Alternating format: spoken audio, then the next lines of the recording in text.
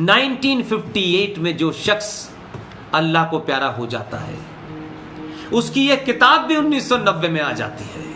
हम कितने अज्ञानी लोग हैं, इसलिए दूसरों को दोष देने से ज्यादा अपनों को दोष दीजिए। उनको दीजिए जो सुबह से लेकर शाम तक आपको पढ़ाते हैं, आपको समझाते हैं, ज्ञान देते हैं। ओहो ज्ञान की गंगा बहाते हैं।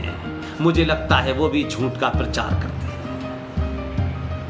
1990 में ये किताब छपी और आप मुझे बताइए कि किसी ने वो किताब भी नहीं पढ़ी जिसमें ये मक्कार आखिर में सच लिख के गया था, क्योंकि अपने जिंदा रहते हुए लिख देता तो कांग्रेस के लोग इसको जीने नहीं देते।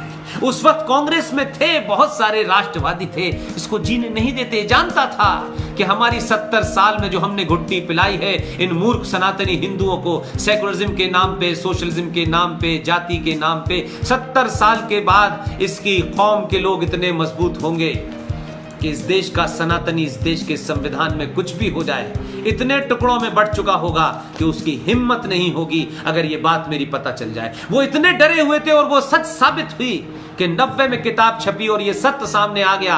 एक भी राष्ट्रवादी कांग्रेसी नहीं बोला कि नेहरू जी के बारे में ये लिखा। आज तो वीर सावरकर ने क्या कहा है ये तो इनको पता है कि वो किताब में क्या लिख के गए हैं।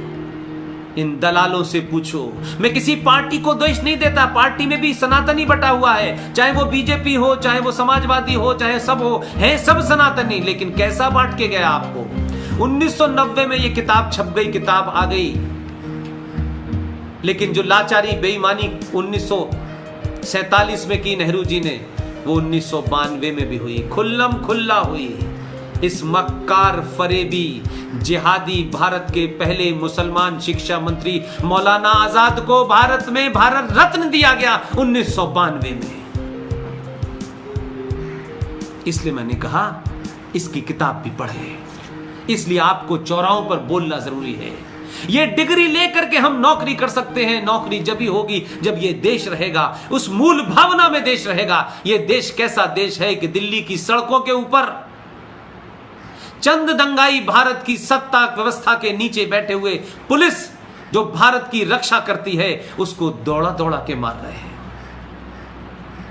ये जाहिल हैं, ये मासूम हैं। इस तरीके के स्लोगन लगा लगा करके आप उन जिहादियों के ऊपर एक चांदी का बरख लगा रहे हो, उन्हें और मक्कार बना रहे हो, उन्हें और ताकत दे रहे हो। मुरादाबाद में वो जाहिल औरतें पूरे पूरे पत्थर उठा करके हमारे हिंदुस्तान के पुलिस वालों पे, क्योंकि उनको मालूम है कि ये पुलिस वाले 99% हिंदू हैं, वो पुलिस के ऊपर नहीं पत्थर मार रहे, वो उस हिंदू के ऊपर पत्थर मार रहे हैं जो वर्दी पहन करके इस देश को बचा रहा है। इसलिए ये चीजें अब सामने आई हैं। आप इस देश में बड़ी डिग्री लेने के बाद बेटा मुझे बताओ क्या करने वाले हो? अब किस इस देश की स्थिति किधर जा रही है? ये राहत दे करके कितने दिन तक चलेगा ये देश? ये कपड़ों में ठेगड़े लगा लगा करके, ये पैचेस लगा लगा करके, आज ये समस्या है इसको चुपकाओ, किसी तरह खत्म करो, वही वही में चुपकाओ, उसको जड़ से नष्ट न करो, क्योंकि ऐसी स्थिति कर दी है इन्होंने। वो तो अपने फलसफे में कहते हैं कि हम तो ऐसी हालत बुरी कर देंगे कि ये सरकारें अपनी सारी ताकत इस व्यवस्था को बनाने में लगाएंगी और हम इस देश की आर्थिक स्थिति ऐसी कर देंगे कि ये देश कभी उठ ना पाए और हमारे नाजायज मंसूबे इतने ताकतवर होंगे। इसीलिए जफरुल इस्लाम खत लिख रहा है इस्लामिक देशों को, इसलिए उसके खिलाफ कोई मक्कार बॉलीवुड का आदमी खड़ा नहीं हुआ, बड़े बड़े लिबरल खड़े नहीं हुए, और इसके आंचल पे तो ये भी दाग नहीं लगा सकते कि ये पढ़ा लिखा नहीं था। ये तो संवैधानिक पद पे बैठा था, बड़ा पढ़ा लिखा था। मैंने कहा कि संकट आपके घर में है और आप 200 साल की प्लानिंग बना रहे हैं। कल किसने देखा है? आज बचेगा तब कल होगा। ये मूर्ख बनाने वाले लोगों के उसमें मत आइए। मैं तो एक बात बहुत साफ कहता हूं, हिंदू राष्ट्र बनाने की जिन्हें बहुत ख्वाहिश है वो पहले हिंदू होने का परिचय दें। मैं इसलिए हिंदू शब्द का प्रयोग ही नहीं करता क्योंकि मुझे कहीं ये शब्द नहीं मिलता सिवाय इतिहास की किताबों में। मैं कहता हूं अगर बनना है तो सनातनी बनो। जिस दिन भी इस देश का 10 से 25% भारतवंशी जिसके पूर्वज सनातनी थे, जिस दिन भी सनातनी आप हो जाएंगे, जिन्होंने तलवार के जोर पे शलवार पहनी है, जिन्होंने जजिया देने से बचने के लिए धर्म छोड़कर मजहब अपनाया है, 24 घंटे में वापस आ जाएंगे। ऐसे कामों में बिजी मत होइए, अपने आप को एनर्जी मत लगाइए कि आपकी पूरी जवानी निकल जाए एक मूर्खतापूर्ण काम करने में। ऐसे कामों में लगाइए कि आप सनातन के बारे में जानिए, सनातन के बारे में बताइए।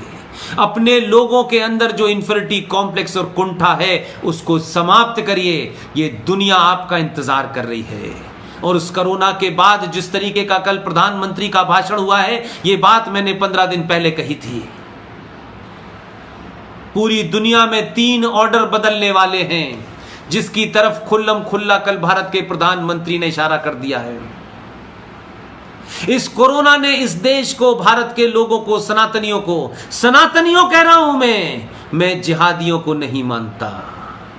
ये जिहादी इस देश में जब तक हैं, जब तक उनकी गिनती 50% नहीं हो रही। ये गले में हाथ डाल कर फोटो खिंचवाने से और टेलीविजन पे आकर के बहुत मॉडर्न बन जाने से नहीं होते हैं। ये किसी फलसफे का हिस्सा है जो 1400 साल पहले लिख दिया गया है। कुछ मारेंगे, कुछ पुचकारेंगे, कुछ गजल सुनाएंगे, कुछ मजारों पे बिठाएंगे, लेकिन आपको आप नहीं रहने देंगे। इसलिए कल प्रधानमंत्री ने जो साफ साफ इशारा कर दिया कि पूरी दुनिया का इकोनॉमिक ऑर्डर बदलने वाला है और भारत दुनिया का सबसे बड़ा मार्केट है, 130 करोड़ लोग हैं। आप अपनी परंपराओं की तरफ लौटिए, आप अपने परंपरागत बिजनेस की तरफ लौटिए।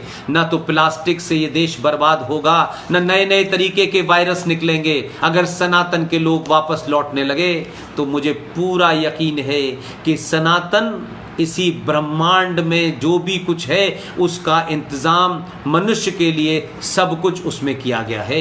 आपको पेड़ काट करके 500 पीपल के पेड़ काट दें और घर में एक एसी लगा दें, इससे बड़ा कोई मूर्ख देखा है?